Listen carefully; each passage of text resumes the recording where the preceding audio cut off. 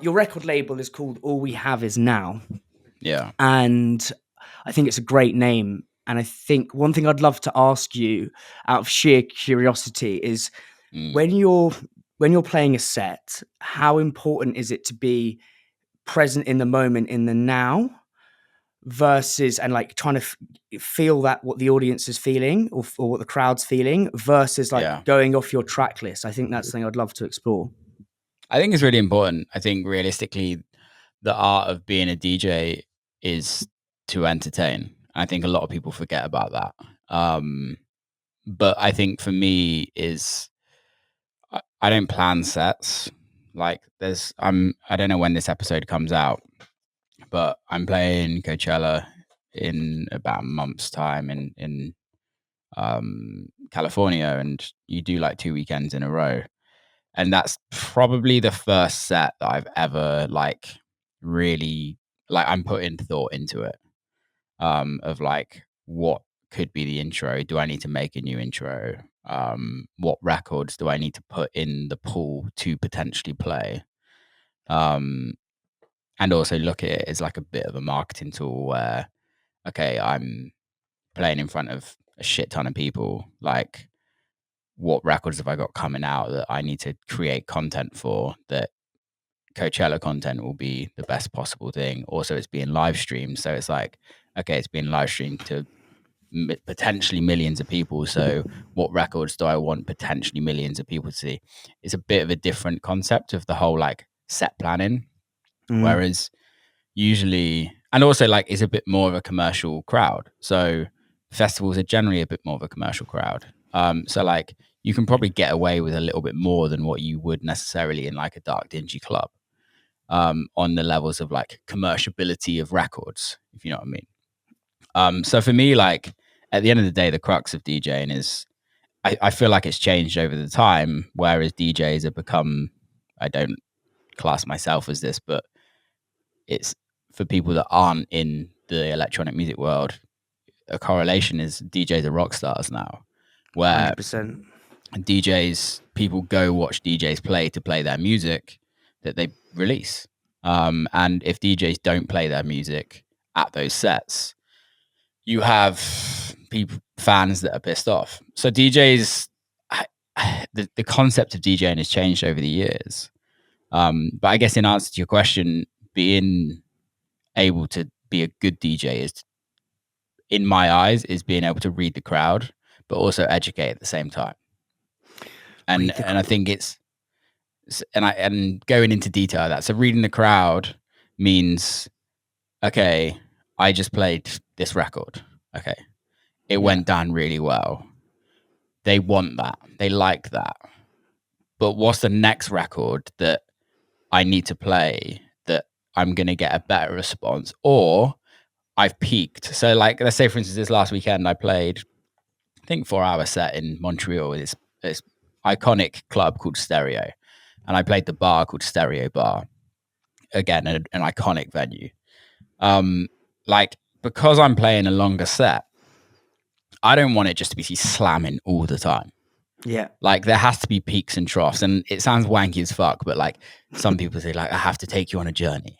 For me, it's not. It's just it's peaks and troughs. It's like, okay, I want to get you to like a crescendo, and then I want to bring you back down. I don't need to keep you there. I don't need to prove a point, because you're going to be in this club for 4 hours listening to me to be play. I don't want to just like absolutely burn you out. I want to be able to like, okay, get to a level of like everyone's going absolutely mental, then just like bring it down a notch, bring it down 2 notches, and kind of almost like kill the dance floor to an extent where you can then build it back up. And I think those are the moments. Some of the best DJs in the world do that, if I'm honest. And that, to me, is a good DJ, in answer to your question. Yeah, it's fascinating. It's almost, so the more in the now you are, and I suppose with the more experience, you can kind of, I just, as I said, the name of the record label was just made me so curious. So when you're, can I add one more thing? Sorry. Yeah, crack on, mate. Yeah. A really interesting thing that I do to fill the room is you feel the temperature in the actual room. when it's like really hot and sweaty, you've like changed the room. You know that people are moving around. When you're in a room full of 500 people, or you're at a festival in like a bunker with like 15-20,000 people, when it gets sweaty, you've changed the room. And I think that's also a goal, is like how you get people moving, it turns into heat. It's kind of weird, but yeah, it's I find these things like insane. Well, obviously, I'm not a DJ, but I love going to raves. So I'm probably the sweaty guy in the crowd, right? Yeah. So, and then when you talk about this journey, these peaks and troughs and stuff, I think that's how is there like it must be a hard or brave move. As you said, you could just play slammers and stompers all night when you're starting, but as you get more experience, you can almost bring the crowd down and up, and you're kind of the commander of the room. Have you ever tried to bring it down and it's been a bit of a clanger, and then when it's been a clanger, like how do you bring it back up? I find that art quite, I'm curious. I think the whole point of, I think there's actually points where you have to do that. There's like, I can't remember who it was. Like, it was either like Kenny Dope or Dennis Ferrero. I can't quote who it was. It's like one of the legends of like house music. And they said like, at some point in your sets, you almost have to make a purpose mistake. If the crowd aren't vibing at all, like, turn the music off. Really? Act like something's not gone wrong. You've got all attention on you then. Everyone's paying attention. The minute you put that record back on, completely changes the atmosphere of the room.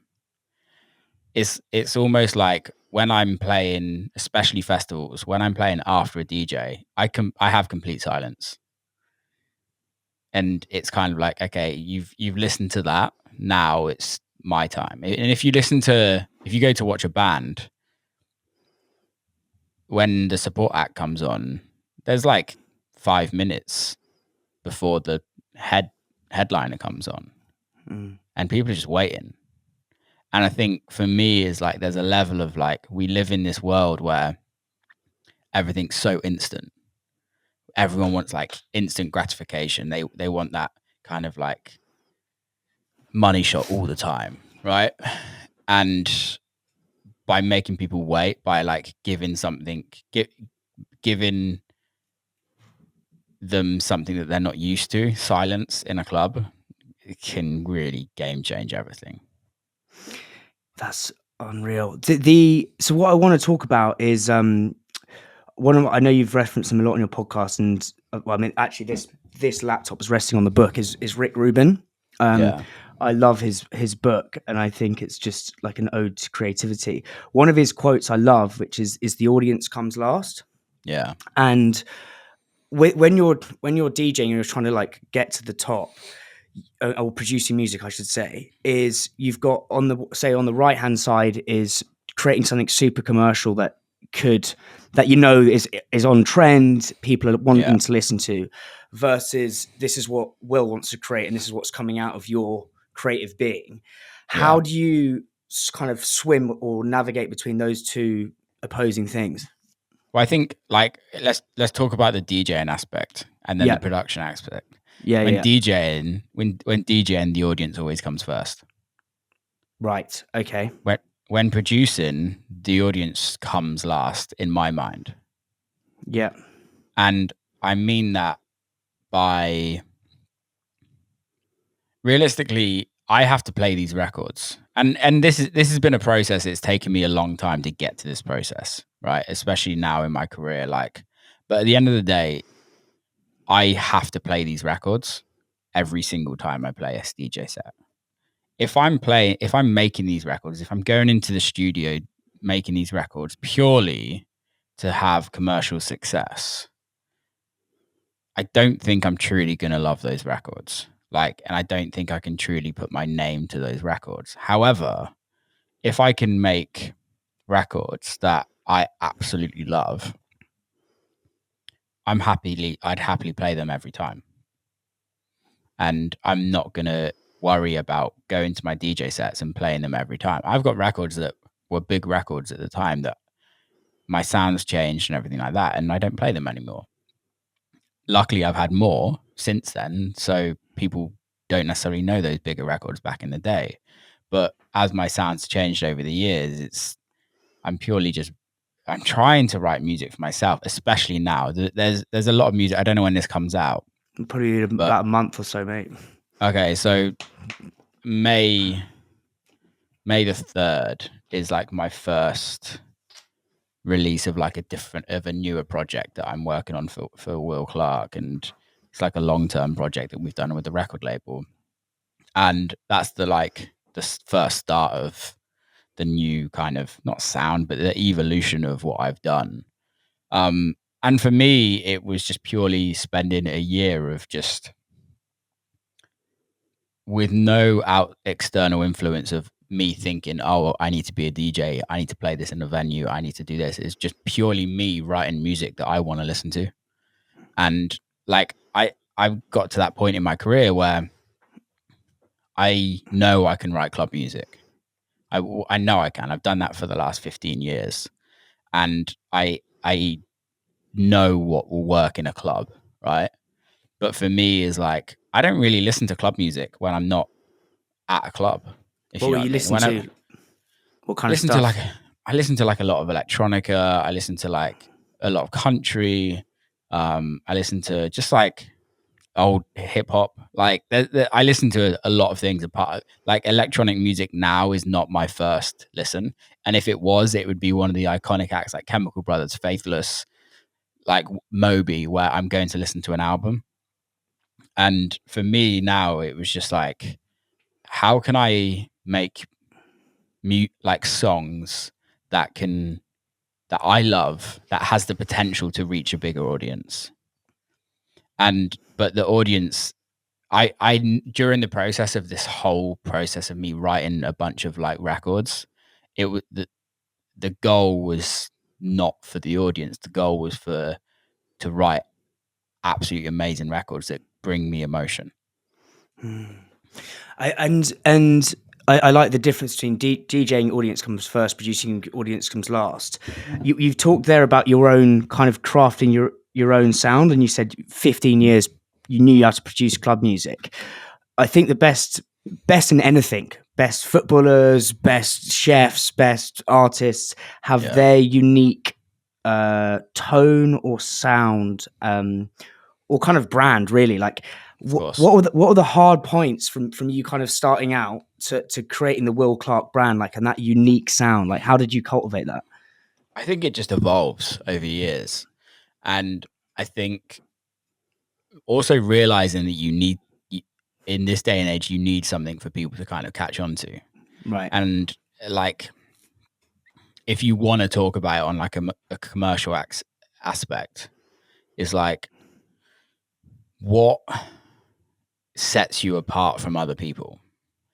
Realistically, who are you? And this is kind of moving away from this is kind of moving more in the commercial aspect. But like, okay, if I talk to producers and they speak about my music, they're like, I absolutely love your drums, and I love like the gospel vocals you use.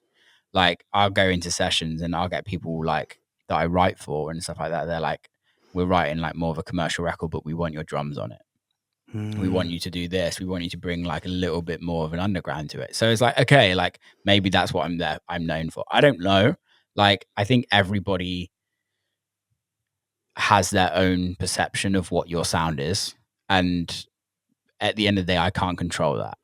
The only thing for me to create a sound is consistency on how I produce and what I use to produce. So let's say on my like club stuff, like I have a drum machine here. Like, I use that drum machine pretty much on every record. That gives me a sonic sound that can be the Will Clarke sound. And I think it's very easy to as a producer to just go in the studio and just start writing a bunch of shit. But there also comes, I'm not talking about thinking about the audience, but I'm talking about the brand. And it's, how do you keep a consistency to your brand, which I think is so important. There's so many artists that jump from sound to sound because it's popular and because they think that's going to give them success.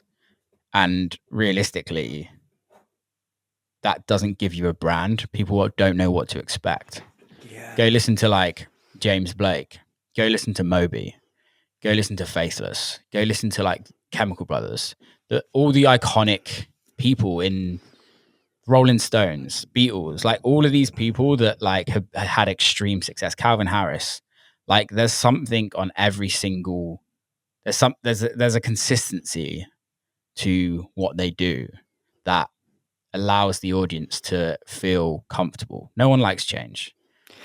Yes. No one likes change. It's almost like go for it. Oh, sorry. I was going to say it's almost like the brand is a. I interview a lot of brand founders in like building brands that we go into supermarkets and stuff. But like it's almost like the brand is a promise, and as you said, you don't like consumers or listeners don't like change.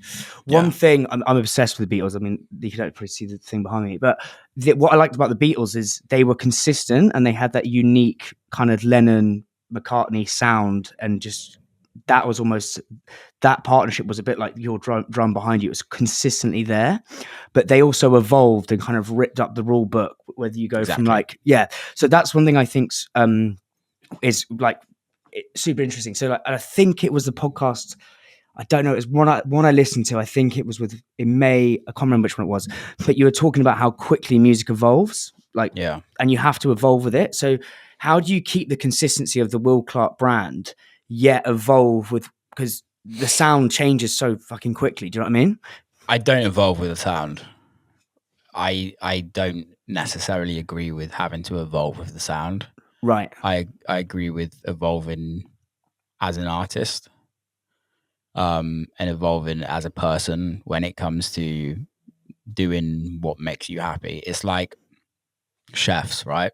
Yeah. Like we all know how to make money in the food industry. Open a fast food joint. Yes. Yeah. Right. But how many chefs? Like one of my best friends has like James Beard Awards, like voted best restaurant in America, top 10 best restaurant in America. Super like really great high end restaurant. What's it called? Khan in Portland. Oh, sick. It's Gregory Gaudet's restaurant. But again, like I was talking to him, he won't mind me saying this, but like finances are fucking rough. He's booked every night. Every night is fucking full. But still to run that, it's like finances. It's impossible. And every high-end restaurant has exactly the same. There was a Michelin star restaurant called Casamia in Bristol.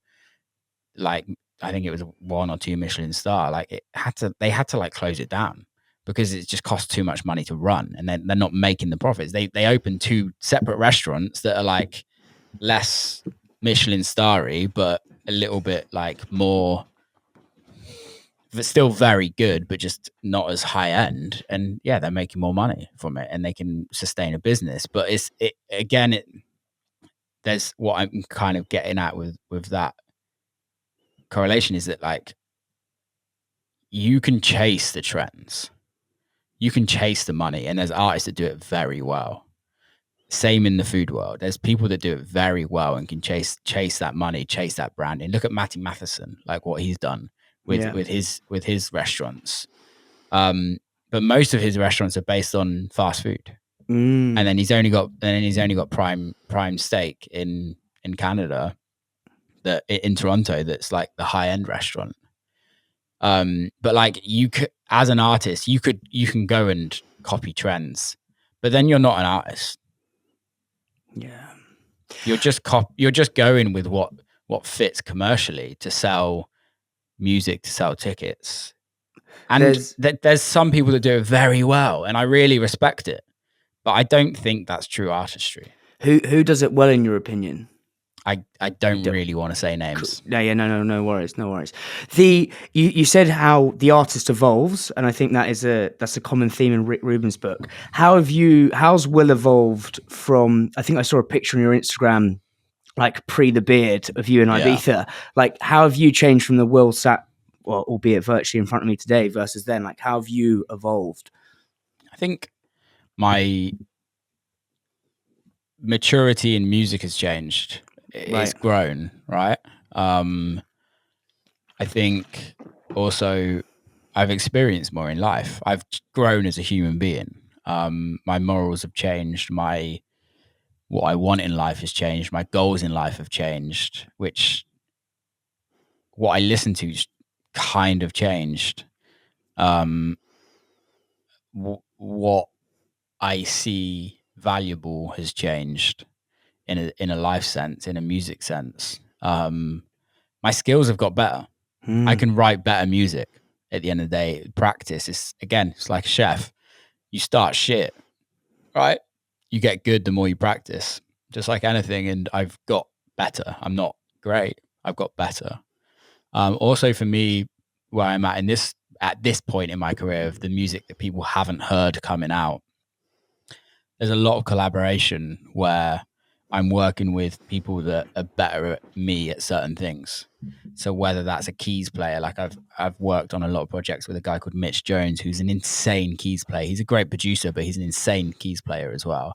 And we wrote a whole project together, working with singer-songwriters, because like for the last 10 years, I've just been writing in my room by myself and just kind of collabing with friends occasionally when they come down or online. But like, you're just collabing with another DJ. You're like, it is what it is. It's cool, but like, whatever. For me, it's like, how do I make actual songs that like bring me joy? And working with other people is just so nice now, because it makes the business side of things a little bit more complicated because you've got multiple dynamics, right? Sure. But like on the creation sense, you've got multiple dynamics, which is an amazing situation to be in. And if you can control the room, control is not the right word, but to a certain extent it is. As a producer, like this is kind of exactly what Rick does. If you can control the room that you're producing, or bring in an atmosphere to the room that allows everybody to be as creative as possible, then you're all going to be writing the best possible music you can write on that day. Whether it's a hit, whether it's whatever, it's still the best possible music of that day.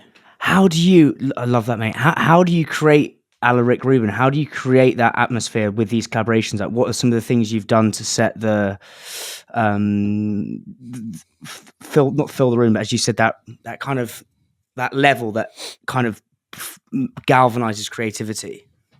I think there's like two things. First one is zero expectations. Right. So starting the day off with zero expectations. Like, yeah, we might not come up of anything, but okay. Then going to that, it's, if I don't have anything musically, what can I get out of this day? Is this a relationship that I can build for the rest of my life? Is this somebody that I want to have in my life for the rest of my life, on a creative, on a friendship base, whatever? Like, and I think that's the thing for me, is like, how that is the other side of it, is like, how can build a relationship? Like, I don't want to be in the studio with somebody that I don't like. Absolutely not. And I won't. There's people I've worked in studios with before and written huge records. Like some of the biggest records that are out there today were written in a studio session with some people that I don't vibe with anymore. And I won't ever, no matter what the commercial success has been, I'm not going to get in the room with them again, because I don't need that in my life. Like, all the money in the world, all the success in the world doesn't, at the crux of it, you take all of that away, what are we left with? The relationship. And the relationships are so much more important to me. And I think that's the process that I've done in the last 2 years. It's what Rick does to a certain extent, from what I've learned from his interviews, is that it's like, how do you get on a deeper level with the person in the room? How do you get to know that person? And I listened to a James Blake interview after Rick produced his album, and it was to a certain extent where, like, I think James like played all of his music to Rick that like he'd written for the new album, and Rick was like, just feels really surface level. It's not that great. You can do better. And then Rick just told him to stay at the studio for like a month. His wife or girlfriend came over and like got into therapy, got into like really deep conversations and things like that. And it's, for me, it's like, how do you grow a relationship? Yeah, it's almost the deeper you go with the person, the almost the deeper the roots go, the more it can blossom out the other side. Yeah, because I think it's also, it's like we're getting put in the rooms with people that are known for certain things, but sadly in this industry, especially vocalists in electronic music, I can't say in the pop world, I can't say in the hip hop world or anything like that, but like sadly in the house music world, the singer songwriter is kind of the afterthought to a certain extent. However, a lot of them are writing the biggest hooks for these records. And I mean that they're an afterthought by just being used as tools, going, okay, I want a top line like this. I want this. I want that. So, like, for me, my thing is going into the session with a top liner, with a singer songwriter. When I say a top liner, it's somebody that writes lyrics. Okay. Yeah. And sometimes that's the singer, sometimes that's somebody else. But what I try and do is go, what do you absolutely love listening to? If you could be any artist in the world, who would it be? Classic example, I did quite a few sessions with a singer songwriter called Hayley May. Great artist. If you listen to her Spotify, like, she's done some really big house records. And then I get into the studio with her and was like, who's your favorite artist? And she's like, Lauryn Hill. I'm like, let's write a Lauryn Hill record. Let's like, we don't have to write house music. We can write whatever the fuck we want. I can go away and turn that into an electronic record after. Like, if I need to, if that's the goal for me, or maybe we just don't. Maybe we just keep it as a song, and it's a song and we put it out. Like, who's saying that we can't do that? And I think for me, it's like just allowing the people that I'm in the room with to just be free and like have zero expectations.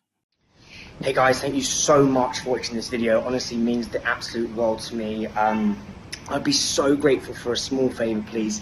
It is so hard growing a YouTube channel. It is so bloody hard. If you please enjoy these videos, just click the subscribe button. More subscribers equals bigger guests equals better conversations, and hopefully you can learn more as you build your food and drink brand. Thank you so much. Yeah, it's almost, that no expectations leads to freedom. And I think it's almost like you need a lot of lead to stumble upon gold, and not necessarily lead's maybe the wrong way of phrasing it, but having every idea can be a good idea. And as you say, you can kind of morph and move it into what it needs to be. I want to go back to the I want to explore like the climb to the top. As you say, you're now international DJ, producing amazing music, or this amazing podcast. But one of the parts I love about interviewing people or chatting to people is their climb to the top, and almost the stuff you don't see. So what were like some of those dark days where you didn't think you were going to kind of get to where you are now, and how did you push through them to get here? I think it's a really good question, and I think a lot of people that are listening that run businesses will understand. People that listening that are happy, which is absolutely fine, and this is not me saying it's a bad thing, but working for it, being employed, don't really kind of get to, because I've had both sides of it, right? But there's dark parts of every single day. Oh, I love that. Yes. And I think for me, it's like, okay, what you see, what I show you, right, is only what I want you to see. And I think a lot of people forget that. Social media, whatever form that is, I choose what you see. And a lot of that's chosen because I know what's going to be successfully on social media, right? None of it's because I necessarily have to tell you, right? None of it's because I need to tell you. Like, me putting a post out about my latest single doesn't change the streams on Spotify. Like, that's completely different. Like, So for me is like what we're all seeing from anybody that looks successful doesn't necessarily mean they are having success in their world. And I think, yeah, you have grind. Like there's a level that I feel like to have any success, you need grind. The the uh, the point for me in my younger career was I was living in Ibiza. I had a pretty successful residency. I was working for a production company, recording all the DJ sets for a radio on Ibiza. Doing all these cool things that everybody would be like, "Oh wow, you're killing it." And realistically, me questioning why the hell am I doing this, because I'm warming up for all the headliners. I don't want to warm up for the headliners. I want to be a headliner. And then realizing, okay, I need to make music, so I quit. I left Ibiza and didn't go back for a season. And pretty much, I split up with my girlfriend at the time, and I was like, right, I need to produce.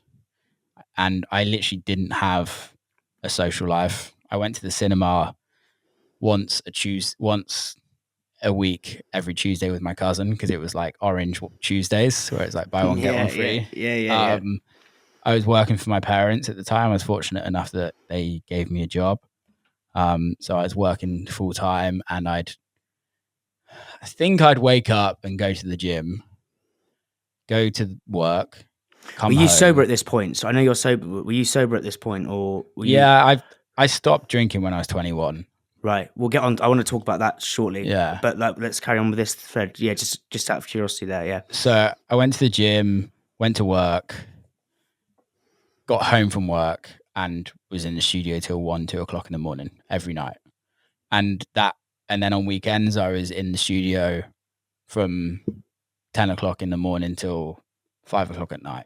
And just like that was that for like 2-3 years. And I was writing such shit music, but I had one goal, and that was to sign to a certain record label. And I got there.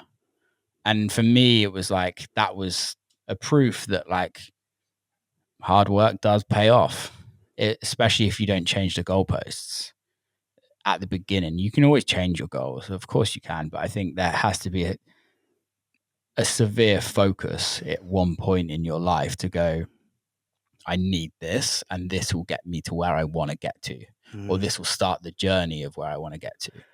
1,000%. What was that same with this podcast? I left my job, left London. I'm in my parents' house now. I was like, I need to do this. It was a year and a half of graft, but now it's like paid off. But the what was that label that you were striving for? It was Dirty Bird at the time. Cool. And so you go back, you leave Ibiza, you want to go from the kind of the warm, you want to be the headliner.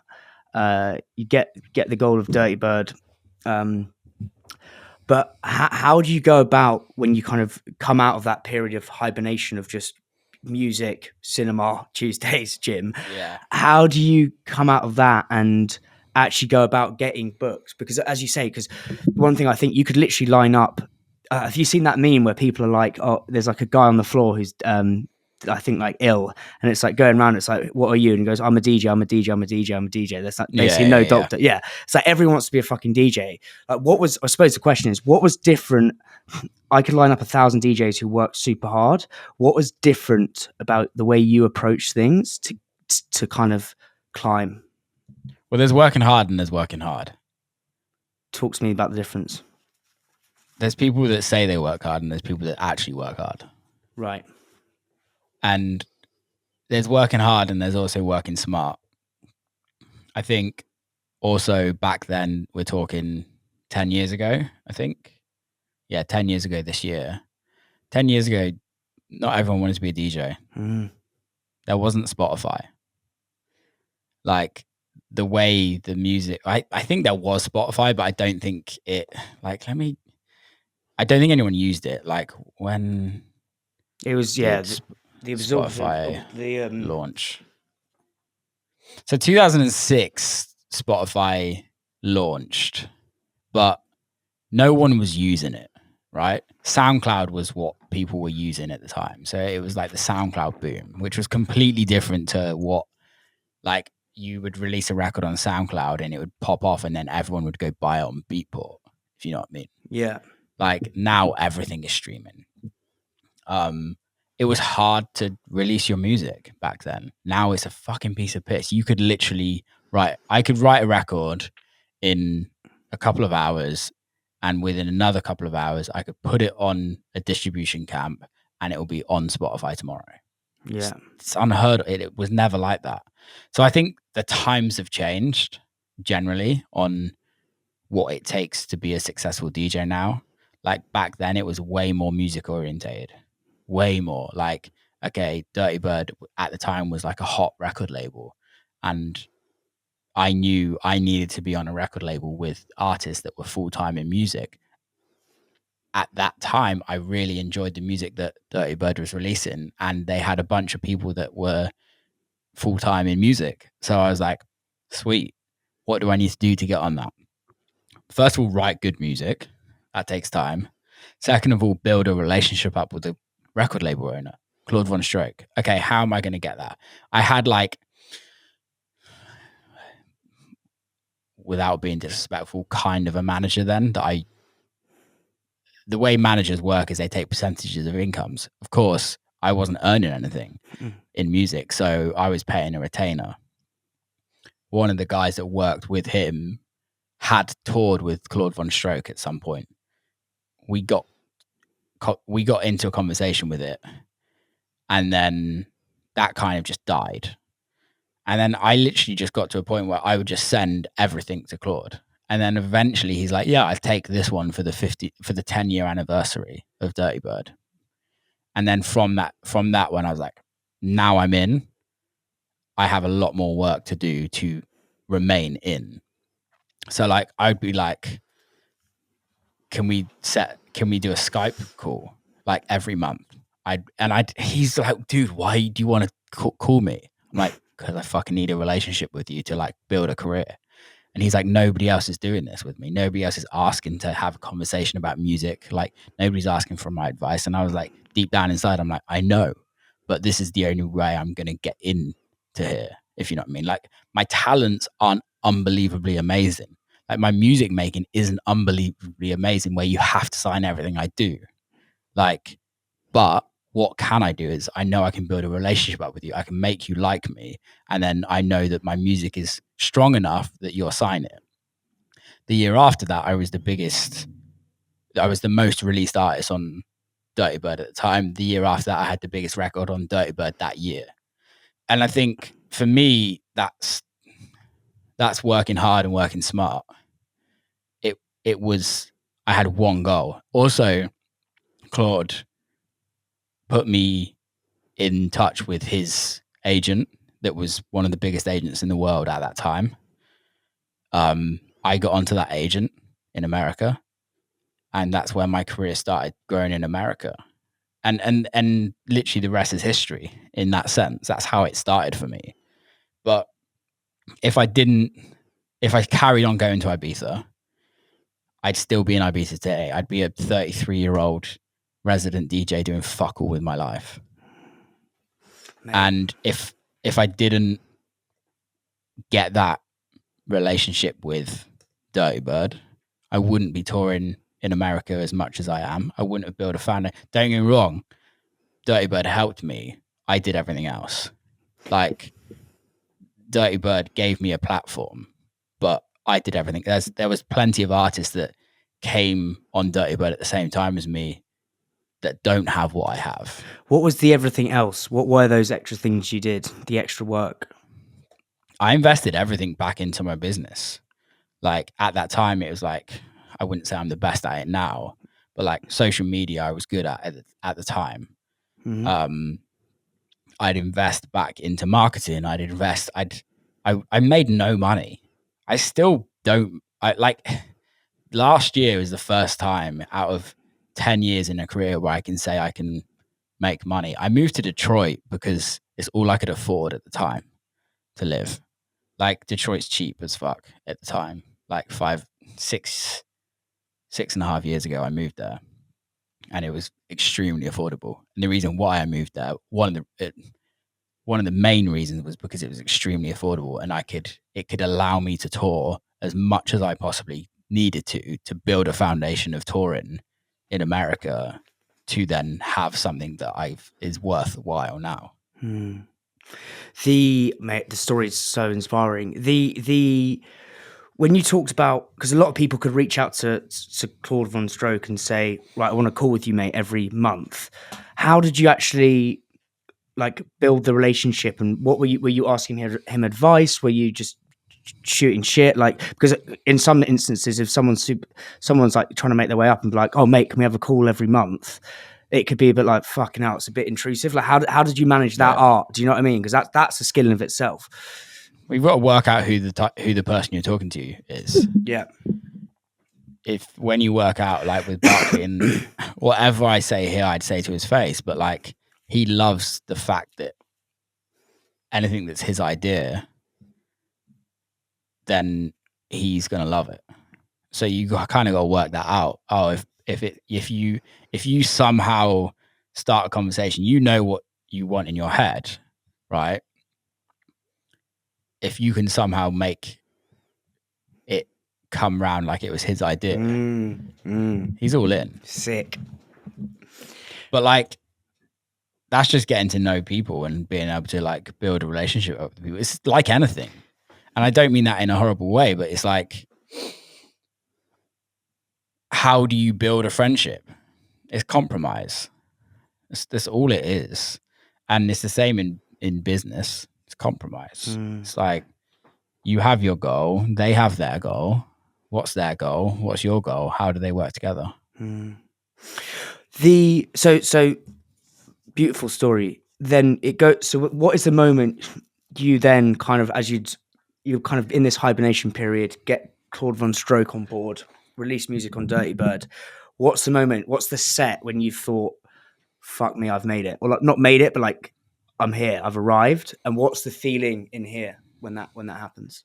Describe that. I've never had that. Really? Yeah, I've never had that, because I haven't made it in my mind. Interesting. Like, I haven't. I'm very fortunate. I've achieved amazing things, but I'm nowhere near where I want it to be. So I haven't had that. So you've never had the moment of, because this is another thing I find. I listen to a lot. I don't know if you know Chris Williamson's podcast. The guy, I think he has this thing on like being versus becoming. So becoming is like always the next thing, which is I'm typically like. I'm like, the next podcast, similar to you. I need to be, I'm nowhere near where I need to be, basically. But then it's like, I need to kind of temper that down with actually being, like, it's like being here with you now, talking to you. So how do you kind of, it sounds again really wanky, but like enjoy the sets, enjoy the process versus thinking I'm nowhere near where I need to be. Do you understand? Yeah, it's tough. Enjoying the process is the reason why I called my record label All We Have Is Now. Right. In learning to enjoy the journey is a battle that I have regularly, and I've gotten way better at it. Way better at it. COVID helped to a certain extent, because we were all brought back down to a level playing field, and you realize, fuck, you're absolutely nobody. Like, in the grand scheme of things, like, nobody gives a fuck. So it's hard to enjoy it. There's been years of grind where, like, let's say for instance 2018, I had a management team that I wasn't happy with. I think I did 112 shows that year, and they made way more money than I did, right? And if we're talking finances on that sense, it's like, you're doing minimum 2 shows a week, and you're not making any money, and the team that you're working with don't understand the bigger goal and don't understand where you want to go. And I think that was like a year it was just a shit year for me. However, on paper, everyone had been like, Will, you're absolutely killing it. Interesting. So it's like, for me, that was a realization year. It was like, okay, well, I need to just start doing things that make me happy, but also I need the support around me to help me realize my goals and dreams of my career, which is when I got fired my management and then 2019 started working with Ryan King.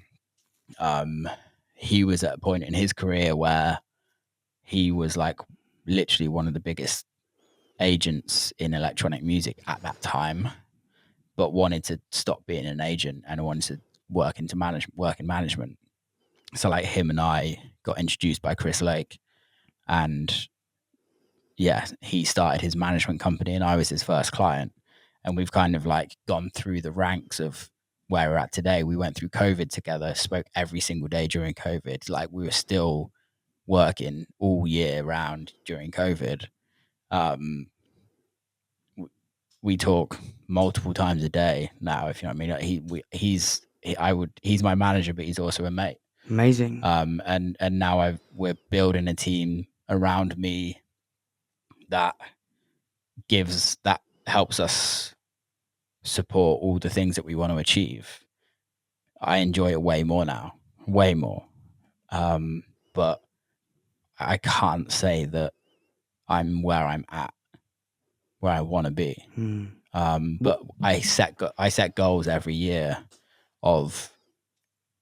and this year especially has been extreme, like specific goals, achievable and specific goals. And I think at the end of the year, if I can tick off all of those or majority of them, then I would be extremely happy that we're on the road to where we want to get to. But I don't think the road ever stops. I think the road there's always the next mountain. So yeah, somebody's adding more to that road. It's wild. It's wild because, you know, again, I see you playing all these amazing sets on socials. You've interviewed Moby. Like, I'm like, this guy's absolutely killing it. What are some of the things you want to achieve kind of this year and onwards? Like, where do you want to take the podcast? Where do you want to take the music? So musically, like people can read between the lines, but I've done a long-term deal with Armada, which is a record label. So I've written an album, pretty much. Yeah. So we've got an album coming out. For me, is to get that album released and to have some success with some of the records on the album. That's a goal. Grow the podcast, and for me, it's the guests are great on the podcast. For me, it's just growing it and getting more people, more eyes on it. Partly takes a lot of time up, as you're fully aware. To add that into my schedule on top of producing for myself, writing music for other people, touring full time, trying to have a bit of a life as well. I do a lot of things. So the podcast has to grow for me to keep it going. And I mean grow. I'd like a bigger audience there. For two reasons. Not necessarily, part of it is a financial thing. Part of it needs to pay for itself. Like I'm starting to employ teams to kind of run certain things and it needs to pay for them. But secondly, the whole point of the podcast for me, two points. One of them is to build a community where I can bring on a smaller artist and the podcast has an impact for that artist. Sick. And can release them to a bigger audience, which it does to a certain extent already, but the numbers are so minuscule in the grand scheme of podcasting, in the grand scheme of life, that it needs to be a lot bigger. And also, secondly, I want the podcast to reach an audience that don't know me as a DJ producer. They know me as a podcaster, and then they want to come to my shows. That worked with me. I found you via podcast, then food, then music, which is kind of perfect. We're going to get onto food as well in a sec. You've interviewed some amazing people. Like, what's been the kind of the one or two conversations that have really kind of, if you could boil it down into like one principle that have really kind of changed the way you view things or approach things? I don't know if there has been anything. Interesting. I think for me, everybody's on their own journey, and what one person does isn't going to necessarily work for another person. If that makes sense. Yeah, completely. Like you and I could start a podcast on the same day, talking about the same things, and if we both marketed it the same way, it doesn't mean the same outcome's going to happen. And you just never know, right? So I think the thing that I really enjoy is learning how people have built their careers. It's really interesting. And the common denominator is hard work. Realistically, it sounds really fucking basic, and everyone's like, oh, like a lot of people hate this like hustle culture and talk shit on it. But I'm like, if you want something in life, you got to go get it. Like, I don't know what sports you're into, but like I'm a big fan of rugby. I played rugby all my life growing up. Like, to be a good rugby player, yeah, you need genetics on your side, but also you need to fucking work hard. Yeah. If you want to become an athlete, you have to put the hours in. Like, I'm pretty good friends with James Haskell, who was an international rugby player. Like, you see how much work he put in to become who he was, and he wasn't even the best in the world, if you know what I mean. And I'm not the best in the world. Like, I've got a lot of work to do to get to become the best in the world. And that's the goal, is how do you become the best in the world? So like that's another goal is the podcast. The third goal is financial. It's a financial goal, just pure business. And the fourth goal is build teams around my social media for growth. How do we grow that? I've done the social media myself for since day one. How do I now employ teams that can help me grow? And then fifth one is just adding teams into all those areas so that my management don't have to concentrate on everything. Yeah, they can just oversee everything. Love it, mate. What position did you play in rugby? 9. And then yeah. So music, rugby, what time when you're playing rugby, when did music kind of come into your life, and when did you have to drop rugby? Music came in around when I was like 9 years old. Like I bought like some CD players when I was like 9 and was like dabbling. I didn't have a fucking clue what mixing was. Yeah. At 12, 13, I did like a DJ course, and that's when music was like, okay, cool.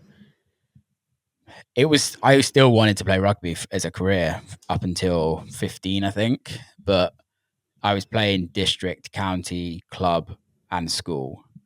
But I'm like 5'3". Like I'd been playing rugby since I was 3 years old. By the time 15, 16, I'd had a shoulder operation. My ankles were fucked. Like, I'm like at school, I was playing 2 years above me. So I was like a 15-year-old playing against 18-year-old men. Like, at that time, like you're getting absolutely battered. Yeah. And being small, 5'3", like you're getting destroyed, which is fine. I loved it and I was good. Like, I'm not saying I was a good rugby player at that time, but I was like, okay, my shoulder's buggered. My ankles are fucked. Like, this isn't going to last. So I need to, it was either music or rugby, and that was it. It's like, okay, music it is. Let's crack on. What are some of the lessons other than hard work? So one of my curiosity, something that my curiosity always is kind of erupts is like the learnings from two kind of completely separate things, like the cross section. Yeah. Other than hard work, like what did rugby teach you about kind of producing and DJing? It's just discipline. Discipline. Which again is hard work because you need the discipline to do it. And I hate going back there. And I'm not saying I'm the hardest worker in the world, but I think for me is like when your talents aren't unbelievable. Like, I've met some hugely talented people that should be extremely successful, but they're just not fussed about putting the work in. Like, there's some talented people, like Adele wouldn't be Adele if she didn't put the hard work in. She'd still be able to sing like Adele, but she wouldn't be the superstar she is if she didn't go and put the hard work in to get to where she's at. Uh-oh, I have just discovered a secret weapon. Please, please, please don't tell anyone. This secret weapon helps you get listed, stay listed, and most importantly, grow. This secret weapon is being used by absolutely banging brands like Bold Bean Co., Perfect Head, Neat, Trip, and Cheeky Panda. No wonder they're absolutely smashing it. But look, are you ready to get your mitts on this secret weapon and absolutely smash it too? I am thrilled, so thrilled to announce our brand new podcast partner, Northstar. What is Northstar, I hear you thinking? Northstar is a monthly subscription to an online platform giving you access to category data, category insights, anytime, any place, anywhere. It's basically the Netflix for challenger brands. It levels the playing field. Why do you need category data? Well, the first thing is making your pitch speak the buyers and retailers language is so important. It's going to help you unlock more listings, unlock deeper distribution with existing clients, back the right MPD, and actually understand how your competition is performing. But the even better news, are you ready to rock and roll at your next range review? You no longer need to hire a full-time category manager. Instead, just parachute in Northstar when your next Waitrose, Sainsbury's or Tesco range reviews coming up. They're your outsourced in-house partner. Save money. Their team will come in. They'll help you prep, plan and smash your next range review. I'm so excited to be partnering with Northstar. Check them out in the episode description below. Delighted to announce the extension of our partnership with the wonderful Billy and Paul from Mackenzie Jones, but even more exciting, they have just launched a brand new brand as part of Mackenzie Jones called MKJ Ignite. MKJ Ignite is a recruitment firm which specializes full shebang, focus entirely on challenge brand space. They work with some incredible brands, Lucky Saint, Good Rays, Purdy and Fig, Hunter and Gather, and Real Superfoods. They can support with your hiring needs across all levels, top to bottom, junior entry-level jobs, all the way through up to MD and CEO level. So if you're looking for a field sales stomper, a sales wizard, an ops guru, a supply chain sensei, you name it, MKJ Ignite can help you out. And look, if you're looking to wet your whistle, ignite your curiosity, then check out the poddy we recorded with them back in July. Laden with wisdom, all about like do's and don'ts of hiring and like how to create the perfect job description. You will love it. Yeah. Like talent doesn't drive everything. It's in relating this to food and chefs and stuff, because I think in terms of the creativity piece, I interviewed a guy called Paul Ainsworth who's got a restaurant down in Cornwall. Really like, number 6. Have you been? Yeah, number 6. Yeah. Have you been there? How was it? Oh no, I've wanted to go. It's on the list, mate. The food is unreal. I went to. The fact how that hasn't got 2 Michelin stars is like beyond me, because the whole experience, the way they do it, they give you these goodie bags at the end. The menu's got your name on it. It's personalized. Like, yeah. But is that the number 6 restaurant? Yeah, number 6. He's got a pub down Padstow. Yeah. I'm going down to Cornwall actually to do like a podcast tour with a load of chefs. I'm interviewing Rick Stein's son, which will be sick. Oh, sick. I love food and the parallels. But Paul was saying to me, you know, he got thrown down the fucking he went to London, was like a bit like you with Claude from Stroke. He's like, I want to work for Gordon Ramsay.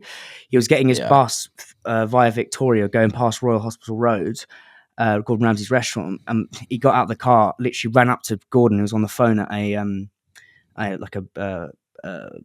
phone box, and was like, I want to come work with you. Yeah. But he wasn't the best, but he worked 10 times harder than everyone else. And now he's like on TV with Gordon.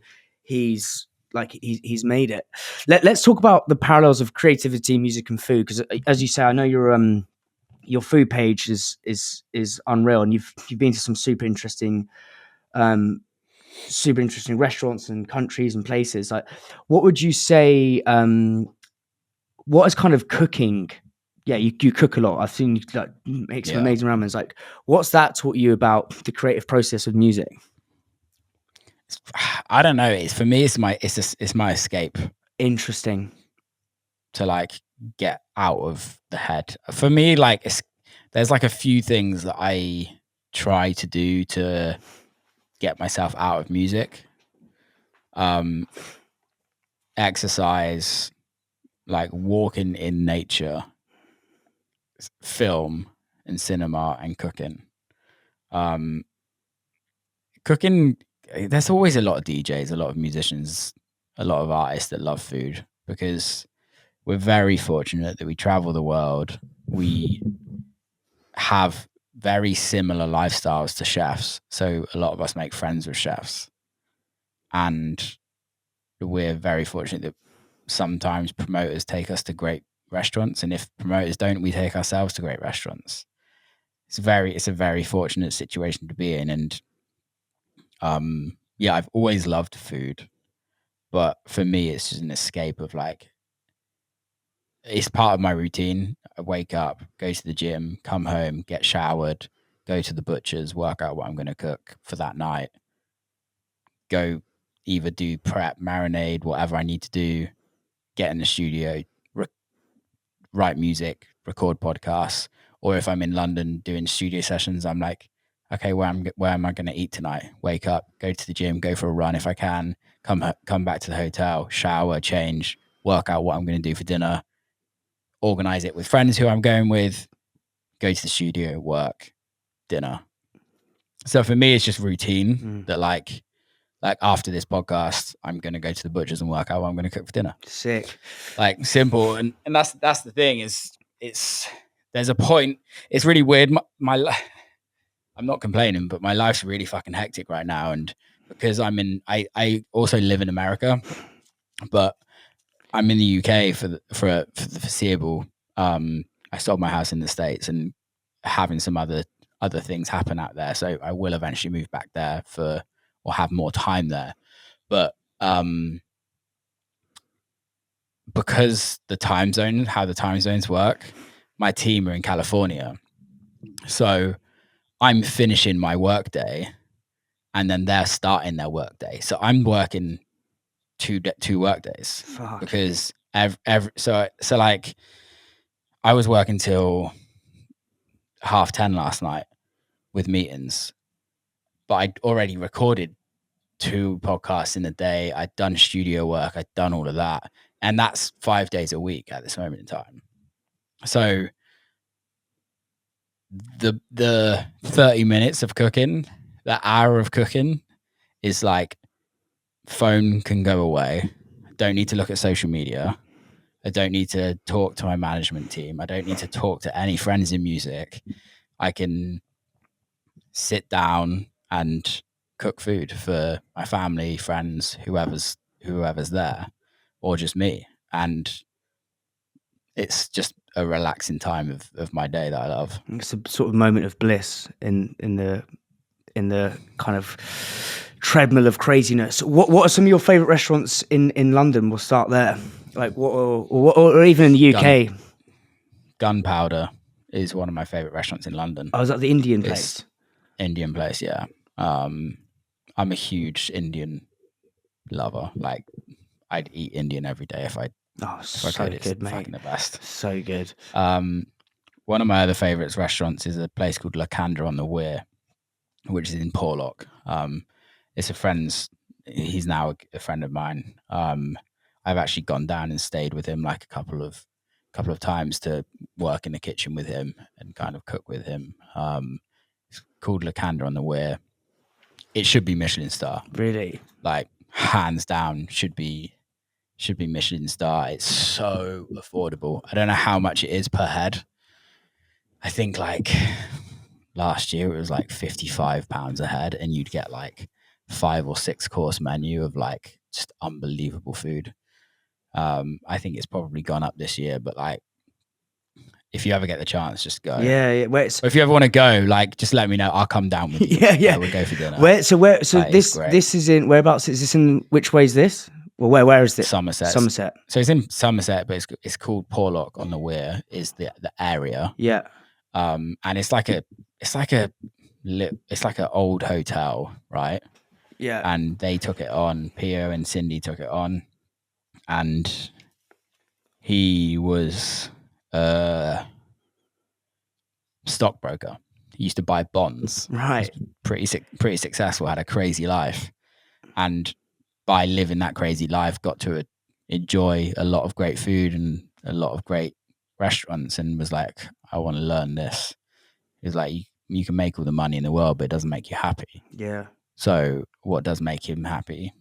Making food. And like he went from opening the hotel to like making pizzas to start with. He's Italian. So like making pizza and pasta to literally making Michelin star level food.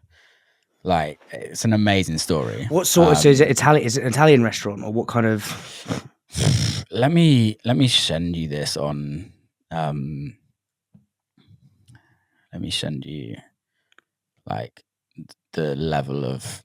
No, here it is. Copy link. I'll put it in the chat. Yeah, go for it. Yeah. Riverside. There we go.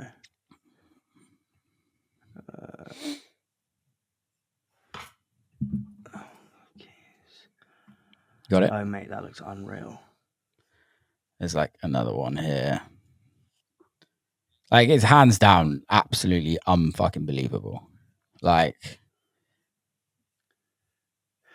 yeah, I love these places that like not many people are still kind of untouched. Do you know what I mean? Yeah, like look at this. Like, sorry for anybody that's listening, but if you go to @Lacanda_on_the_weir, which is spelled WEIR, you'll see some of these restaurants. But like, just look at this mushroom dish. It's like just unbelievable. Yeah. Mate, I love this. So I'm going up. Funny enough, I'm interviewing the founder of Warehouse Project next week, and then oh, cool. And then actually going up to a country, like a little pub. Same thing. Husband cooks the food. Wife is front of house. It's called the Cartford Inn, like off Preston, like further up from Preston. But it's been voted like one of the nice, like best boutique hotels. But I love those sort of places where it's like, it hasn't got the razzle dazzle of say number 6, but it's got the there's just something raw when people are literally cooking. What was that like? Like describe what was that like cooking a service with it's great. It's very different because it's very small. Right. So it's just him. It's just him cooking. He doesn't have any staff. Yeah. Occasionally he has like people come in for like just come in to stay for like a couple months to cook with him. But like it's very different to what I can imagine a normal service be, because the covers are like 5 tables. So it's very, very small. But it's more so, again, it's the prep. People don't realize for 30 seconds of mouth pleasure. Yeah. Like we literally made this like this pea soup. It was like a pea broth. Okay. And it took us a good 7 hours to make. And you literally like finished it in like 3 mouthfuls. That's wild. And you're just like, but again, it's very similar to music, right? Apart from the fact is music you can go back and listen to, whereas food you just have the memory of. Yes. Yeah. But it's very similar. Like people don't realize it goes back. People don't realize how long it takes to have a finished product. Like even this t-shirt that I like, this is one of my merch t-shirts. Like the process of creating takes so long for somebody just to buy. And we all can do this, right? We can look at things as very throwaway, but just the detail of even shit clothing, even like really bad quality Primark, right? Like the time it's spent, some poor kid that's been slave labored in their factory to make that, right? But it's not just them making it. It's like the process of designing the garment, the process of like finding the fabric. Even at the lowest levels, there's levels of art that people don't, and I'm the same, and don't appreciate it to a certain extent. And until you know the processes yourself is when you can start appreciating it. The linking this all together, it's like that is all we have is now. Like that, all we have is now is that like appreciation of the bigger things. In terms of like that amount of prep. I used to deliver cheese around London, random as fuck, but amazing. I went into I delivered cheese to Royal Hospital Road at like 6 a.m. But then and I was like, oh my god, these guys! You have one guy just doing the most intricate thing on 1,000 little carrots. Yeah. Then delivered to the Ritz, which was like something out. I was like, this is the sickest thing. Like it's the underbelly of like one of the old, most prodigious kind of prestigious hotels in London. But it's like that is just like clockwork. I think what you said there, Will, about it's almost the adage of the iceberg, right? You just don't. People will listen to your song in the club, or they'll eat the pea for lute, or what the fuck it is. But they have that one moment of thing. Have you been to Sunny? You're Bristol, aren't you? Have you been to Sunny Stores? No. Oh my days! What's that? Sunny Stores will change your life, mate. Like, I think that's some of the best food I've ever had. So it started in lockdown as a pizza place. He worked. I got it. He worked at the River Cafe in Hammersmith, and then moved to so someone recommended. I went about 2-3 years ago, but it's like in some neighborhood like off the back streets of Bristol, but it's in Southville. Southville. Highly recommend that place. Have you been to Wilson's in Bristol? No, I've only ever been to Bristol twice, actually. Dude, go to Wilson's. Really? What sort of? It's fucking ridiculous. Really? Fuck. So they have their own farm. So they grow everything themselves, as in they grow all the vegetables themselves. It's unbelievable. I'm really bad at remembering the guy's name. It's absolutely crazy, but it's his food is unbelievable. Tell me about your mate in let's go to Detroit, because one of my favorite Bourdain episodes is Detroit, and this was, when did he die? 2018. Was it 2018 or 2016? 2018, I think. But he goes to Detroit, he kind of talks about how Detroit was obviously where Ford was based. It was where Ford was based, right? Have I said that right? Yeah. So it was this huge kind of industrial powerhouse out of the Industrial Revolution. House music started there, right? If I'm right. Yeah. Techno did. Sorry. Techno. And but in that Bourdain episode, he kind of shows a kind of has been kind of dilapidated place that is becoming on the rise. Talk to me about what it felt like living in Detroit as a place. Like, how did that kind of not change the way you view things, but like maybe slightly take the lenses off ever slightly, or open the blinkers, sorry, is a better way of saying it. Well, I think realistically, I grew up in the countryside in the UK. I live in the countryside in the UK. It's a very nice area, right? It's very safe. I can walk around at any time of the day and not have to worry about anything. Everyone around here is very fortunate. The education's amazing. We have lots of great restaurants. There's lots of money in just generally in England. I know there's some bad places in England, but on a scale of things, England, we're very fortunate in every way. There's things that can be improved 100%. However, on the scale of, in comparison to a lot of the world, England has it very fucking good. And for me, moving to Detroit, like, it's the only city in America that went bankrupt at one point. Like, it was the wealthiest city in the world in the 60s. And then it went from being the wealthiest city to bankrupt. What happened? Like, what actually happened with that? So many things. I also, it's kind of wrong for me to say because I don't know fully, but it was multiple things. So it was there's a documentary called Requiem of Detroit, which I would advise everyone to go watch. It's very interesting, and it kind of talks about how Detroit became Detroit. But a lot of it started with a lot of racism. So Henry Ford obviously started Ford in Detroit.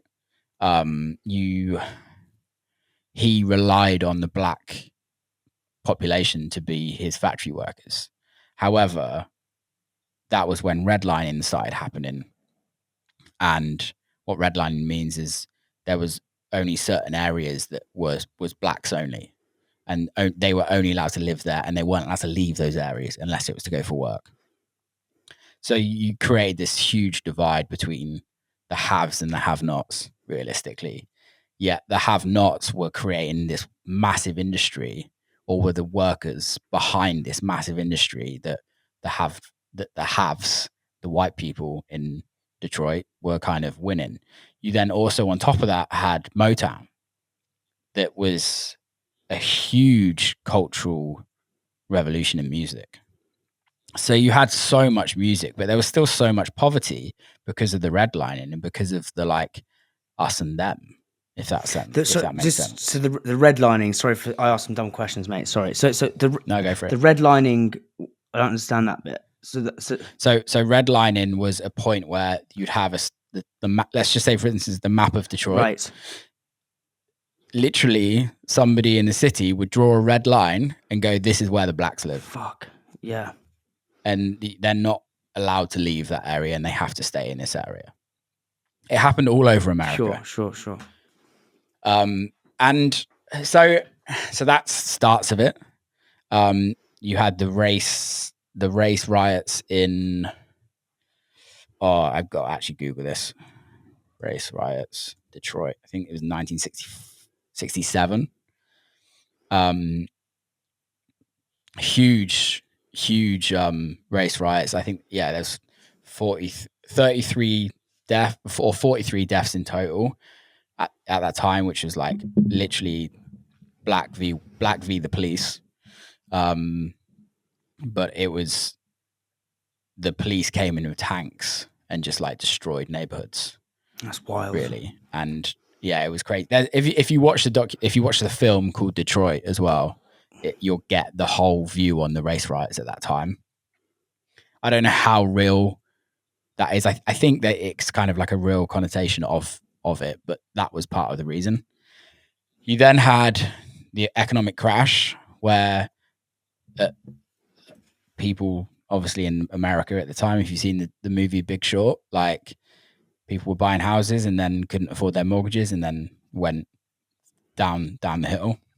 You then also had the car industry move to Asia because it was cheaper to build. You had crack come into neighborhoods over the years. And you also had a bunch of really fucking corrupt mayors in Detroit that was putting all the money in their back pockets. One of them even went to prison before it. So you have like an accumulation of multiple things, and it turns a city to absolute shit. However, when things are absolutely shit, you create amazing art. Oh, mate. And yes. And that's where techno came from. Obviously, you've got Motown. And I guess going back to your initial question was like, what was it like there? Like, it was literally worlds apart. Like when I ended up renting a place and then moving downtown, renting a place. What year is this, mate? Sorry, just to get some context on time. 6.5 years ago. So 2018, right. 2017, 2018. Cool. Yeah, 17. I think I initially moved there. I bought my house there in 2018. But yeah, I bought a house in a neighborhood. I was the only white dude in the neighborhood. Like, first of all, that's something that I'm not used to, if you know what I mean. Like, I'm pretty multicultural in the sense that I visit a lot of places, a lot of countries in the world. I've been to situations where I'm the minority, if you know what I mean. But yeah, you walk into a town or into a street, into a neighborhood that you're the only white dude, and you're new to this neighborhood, if you know what I mean. And it's different. It's very different. That you hear gunshots regularly. Like, you hear, like, my next door neighbor's house got shot up the first year I moved there. Like, there's situations that you I luckily didn't see myself in, but you witness situations, you hear of situations. Like, so it was a complete 360 flip or 180 flip of where I am from. But it opened my eyes up massively, and it made me extremely grateful for what I have. It made me understand the city more, and kind of respect what the city's gone through more, and kind of just want to be part of the community and want to be able to try and give back eventually to that community. Because it's still suffering. Although you'll go to downtown Detroit, you'll go to midtown Detroit and be like, this is sick, because it is. It's a fucking cool city now. But like, you go out of downtown, you go out of midtown, and it's sadly, there's kids that won't ever leave the block purely because there's no education. There's the schools, there's no finance for the schools, if you know what I mean. Yeah. Like, there's no education, like single parent families everywhere. Like, there's just no hope for these kids, sadly. And the only way to have hope is to give them an opportunity to create art, which Wajid, DJ producer, quite a predominant DJ producer, guy called Wajid, who's from Detroit, born and bred, and he's just started a music school, to kind of allow like kids to have the ability to create music. That, because the first thing that goes, I was literally talking about this last night, the first thing that goes in schools is art and sport, because it costs money. Yeah. So like, yeah, it's a very different lifestyle, and I'm so happy I did it.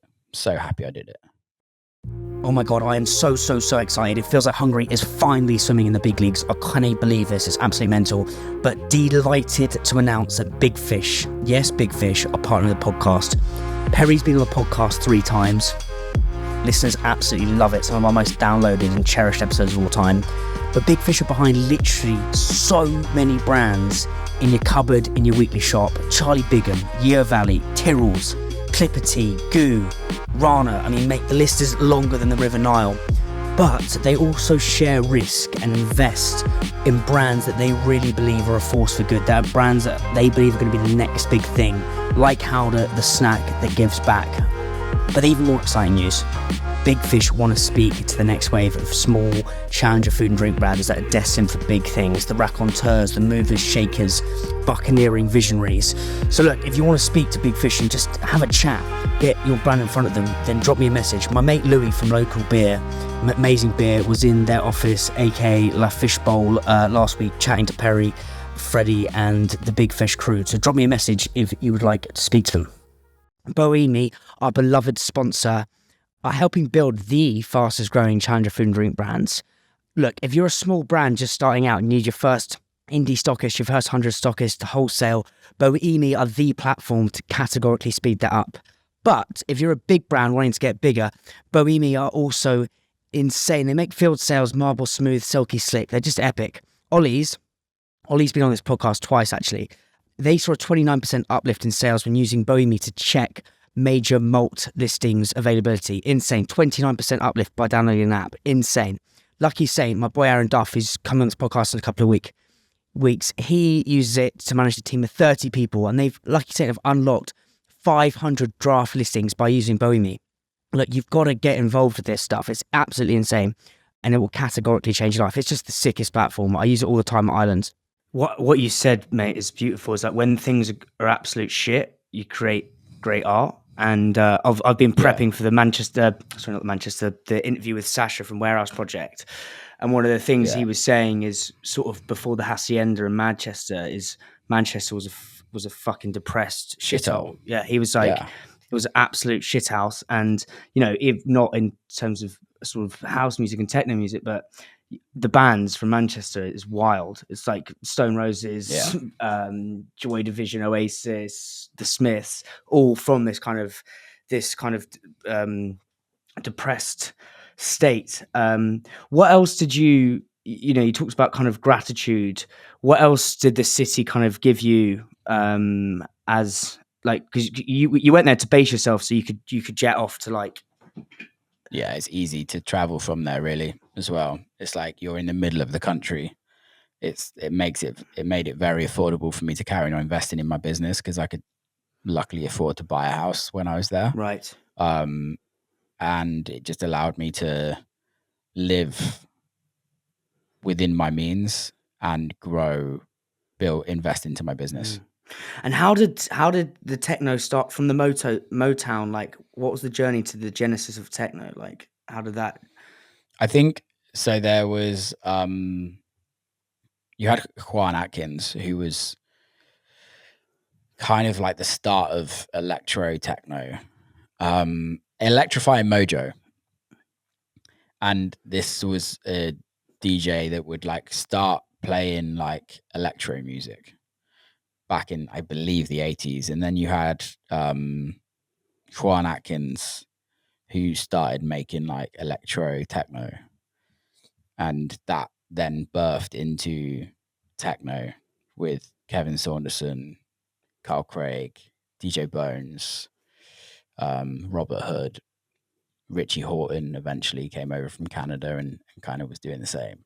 And you've also got to think there were certain clubs that were being played that were kind of opening, but you then also had all the abandoned warehouses from all the factories that it was lawless, completely lawless. There's no police. There's barely any police, if you know what I mean, in Detroit. So they're all downtown. And they would just throw parties, if you know what I mean. But they were also, at the time, they were creating a genre where the rest of the world wanted them. So like talking to Kevin Saunderson on the podcast and DJ Bone, like Europe wanted them more than America wanted them because they were creating a new genre. And Europe wanted to kind of promote that genre and kind of take that genre on. And that's why most of these artists were way more successful in Europe than they were America. Yeah, it's an amazing culture, the techno scene. And then you had like Demph, which is now Movement Festival.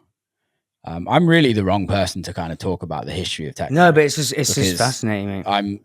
I'm just this white dude from the UK that moved to Detroit, and like I feel really like you need to get DJ Bone on, you need to get Kevin Saunderson on, you need to get Juan Atkins on, like all those cats, like are the ones that will give you, even like Stacey Pullen. Oh, I love Stacey Pullen. All these guys, all these guys were there at the beginning and started it. Yeah, but I think my DJ Bone episode on the podcast was really special. I love that guy as a human being, but he painted an amazing picture of Detroit. That's why I think what you're doing with your podcast is so amazing, mate, because it's like telling these stories, which I think there'll be a lot of people who'll be in Ibiza this year who won't know how it started. I mean, I didn't know until I spoke to you. Do you know what I mean? I just go there and party. Do you know what I mean? What's your relationship with Ibiza like now then? Do you like talk to me about that? You were there kind of hustling as the kind of the warm up act. You're now kind of headliner. Like how does that work? I wouldn't really say I'm a headliner in Ibiza at all.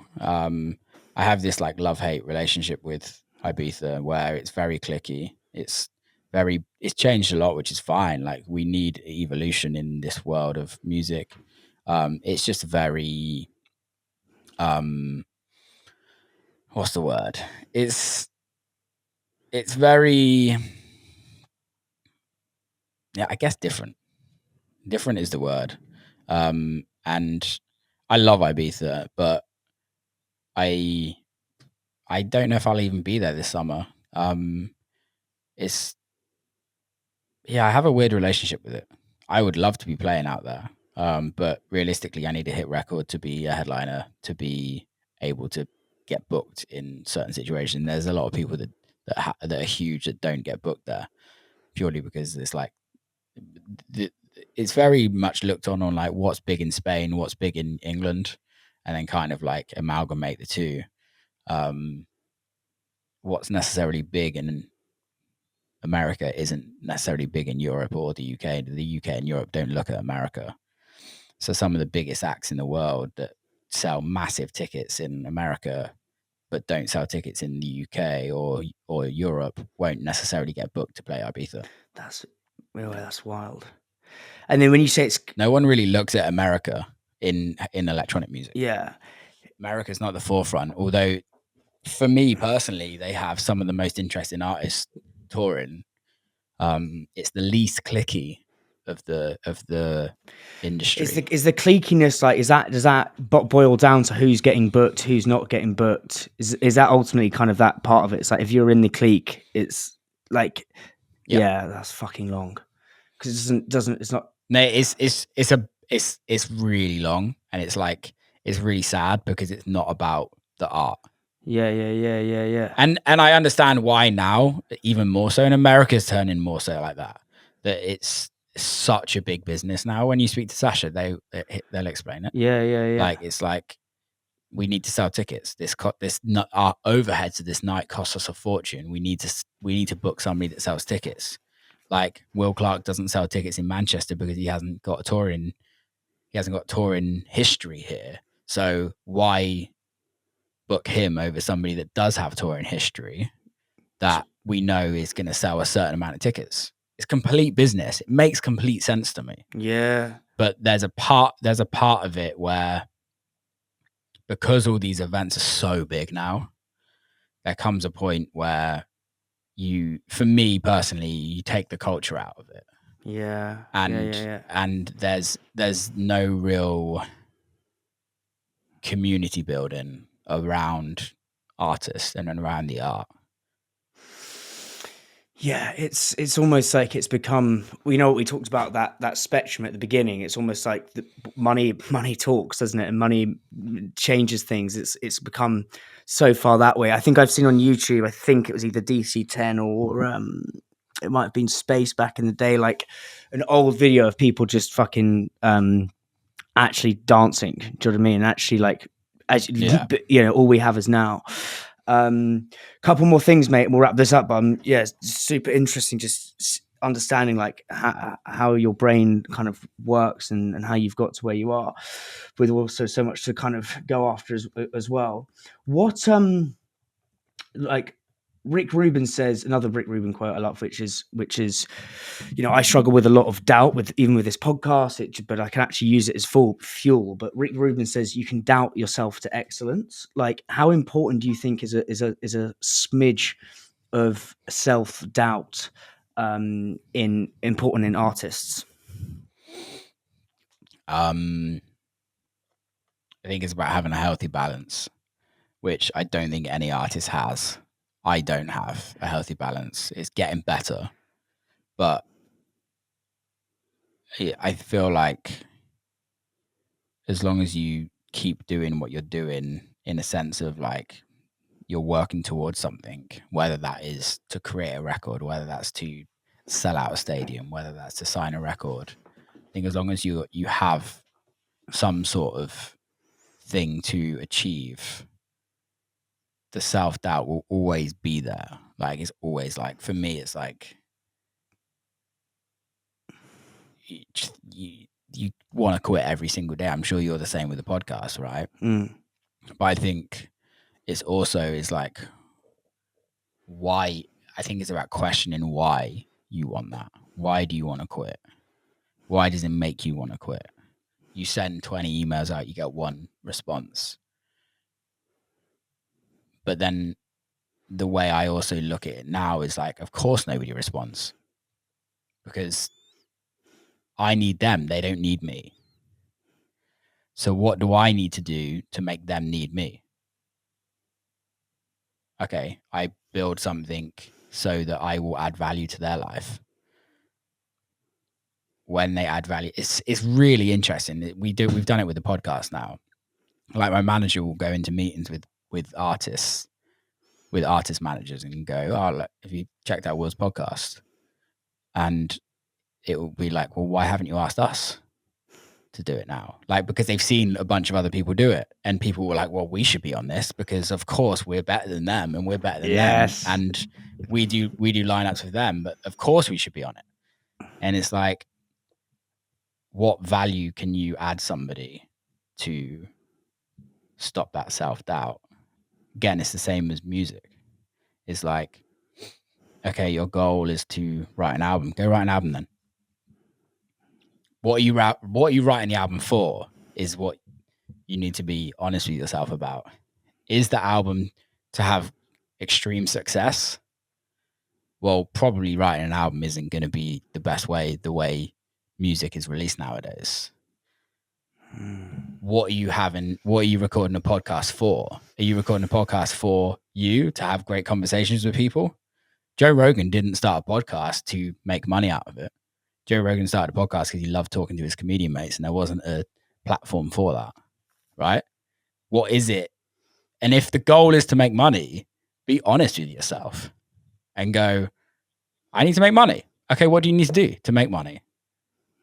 Are you willing to sell your soul to the devil to make that money? And if the answer is yes, then go fucking do it. But for me, it's like the self-doubt is every single day. But it's also, are you working towards something? And are you one step closer to than where you were yesterday? I love that because it's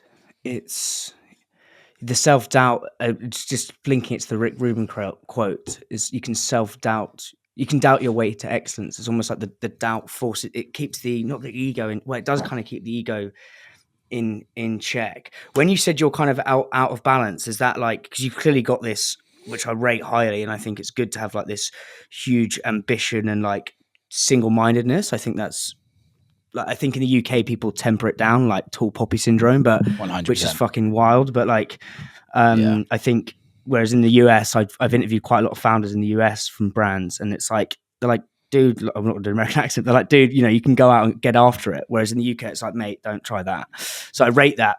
Where, how when the doubt comes in, like, what is that? Is that what are those voices for you, and how do you kind of immediately keep them at bay? I think part of it is ego, because part of it is having, to a certain extent, is feeling that you should be given something, or you should have that opportunity, or that should be you, right?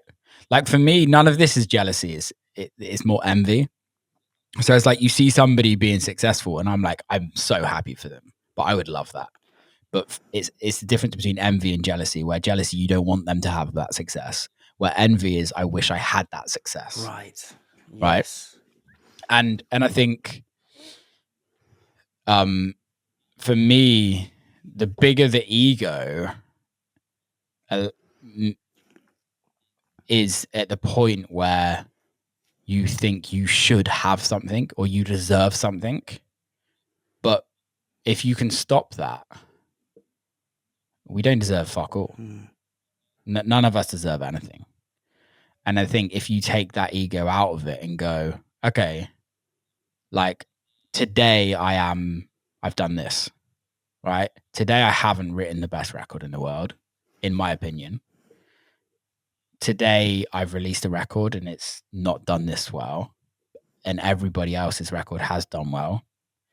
Maybe my opinion on that record is completely different to everybody else's.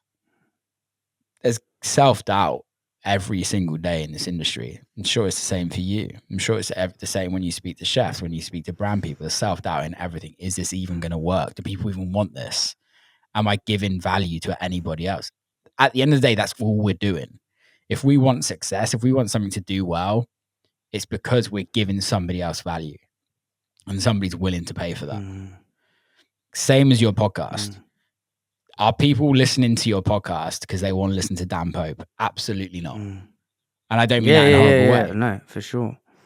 Do people want to listen to my podcast? Do people want to listen to my music because it's Will Clarke? No, they want to listen to the Will Clarke podcast because they like the Will Clarke podcast and they like the guests on there and they like the interview. They listen to my music because they like the music. I think that's what a lot of people forget is that, and even I do, like, I have to create value for other people. Yeah, it's such a great reframe. And also I think that reframe of like they don't listen to they listen to the music and they listen to the podcast. It demarcates your ego from your art, which I think is healthy Yeah. because it allows you to kind of not take it so seriously, but also not get. I mean, I don't even check downloads now because I was going fucking neurotic checking that. Yeah. But I think that has got to be one of the most toxic fucking things to like check. It's really hard. How do you navigate that on the podcast and with your music? Like the podcast, I don't even check now. I stopped looking. yeah, I completely stopped looking. We're now putting some like marketing things involved, so we're gonna have to start monitoring. What are you putting in place? We're not 100%, but we've got a podcast consultant in. Nice. To kind of help grow, and we're potentially taking on a team to kind of help grow on that. But I think I can talk musically, where for many years, like I was very fortunate when I first released my record label. I had some extremely successful records, and I launched it in 2020 when the COVID happened. So it was very fortunate that everyone was listening on Spotify at that time. Streams went up generally. My streams were doing great. But coming out of COVID, my records weren't doing so well. And I personally still thought they were great records in my mind, but whether the algorithm didn't, whether the audience didn't, I don't know what changed. But for a long time, my records weren't being successful on streaming. And realistically, like, I released a record recently, and on streaming, it didn't do well. On radio, it's doing great. But again, that's in my eyes. In other people's eyes, it's absolutely flying. And I think for me is I have an expectation of a record, and I've grown to not stress about it because I'm very fortunate that I'm still touring. I'm still selling tickets. I'm still doing all these things that a million people would give their left a hand to go and do. Is it where I'm at? No, but we're one step ahead forward. We're one step closer to getting to that. And realistically, you're a record away from being the biggest artist in the world. Yeah. Yeah, I love that about how you like. Same as you. You're one podcast away from being the biggest podcast in the world. People don't realize that.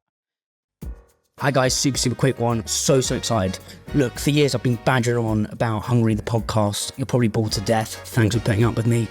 But Hungry is also an agency, and we look after one amazing brand called Islands Chocolate. We've had a great time over the year. We've won listings at a load of wholesalers. We've won Milk and More. We've got our first grocery listing coming very soon, which is very sick.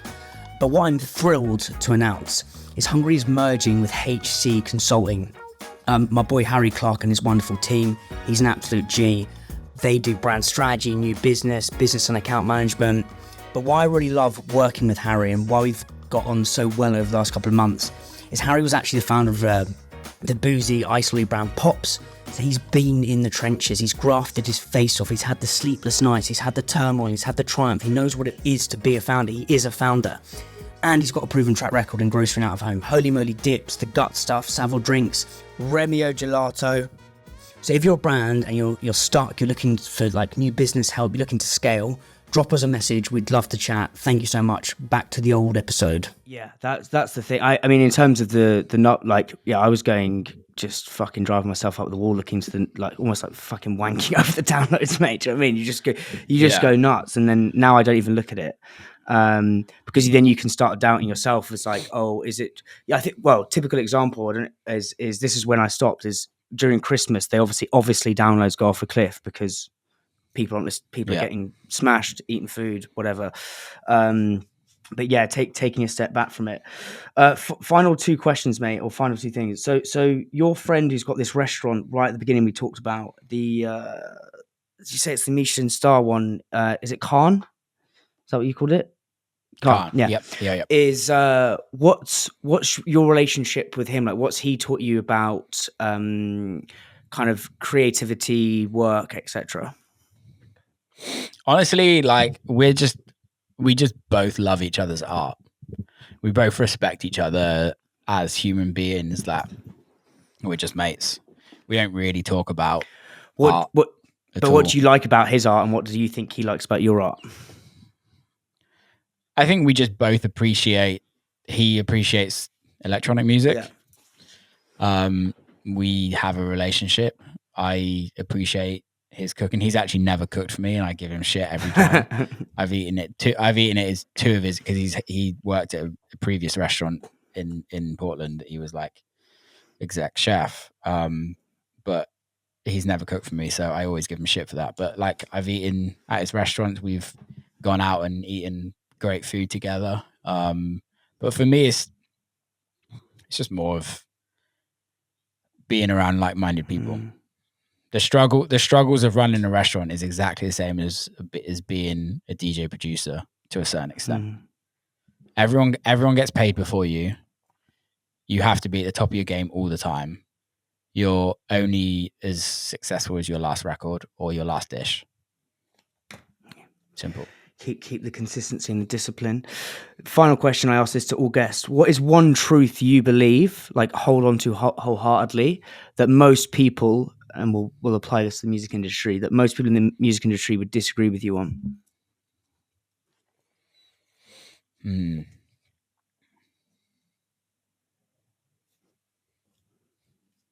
That's a really interesting question.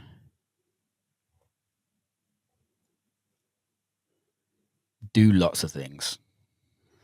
Because I think we're not around forever. We have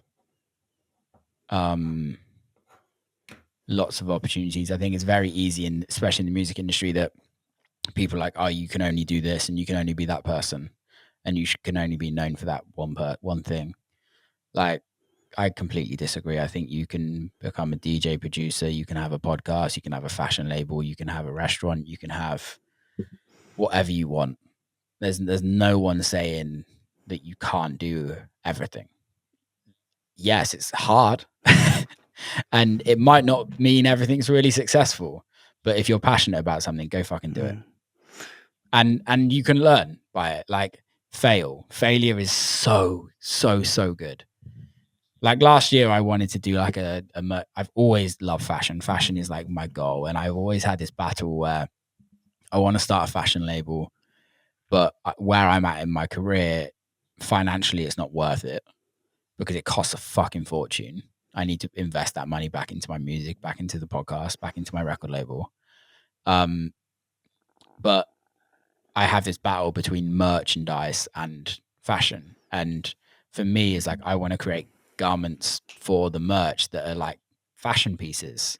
But then I also have to realize merch is completely different to fashion. People want to buy a t-shirt with your record label logo on. They don't want to buy a t-shirt that's a cool high-end t-shirt that costs $150 or £150 because you're making it, if you know what I mean.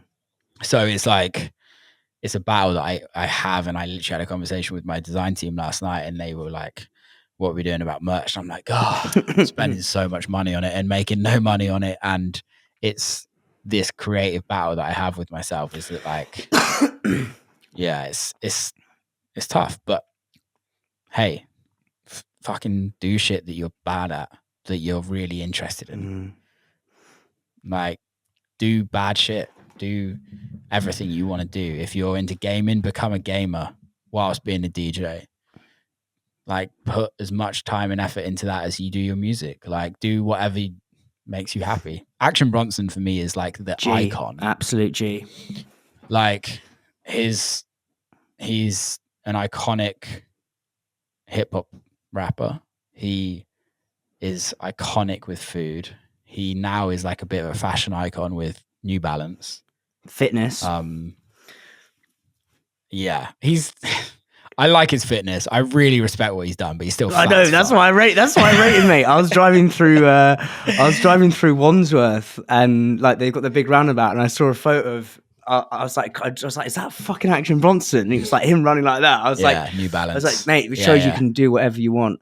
And he's an animal, and I really respect that. Like, I've what I followed him for years, and like, yeah, when I first started following him, he was unhealthy. Now he's reasonably healthy, and he's reasonably, well, he's a fucking machine. Like he's a strong guy, way stronger than I'll ever be.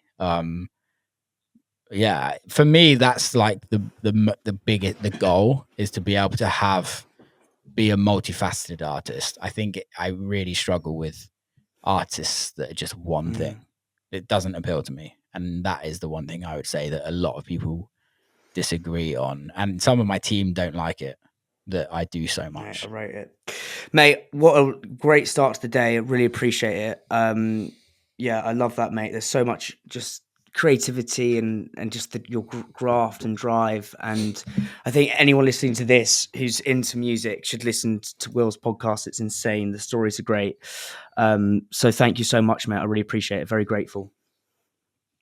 Thanks for having me, man. I really, really enjoyed this episode. It was really, really good. Thank you. Sweet, mate. Thank you.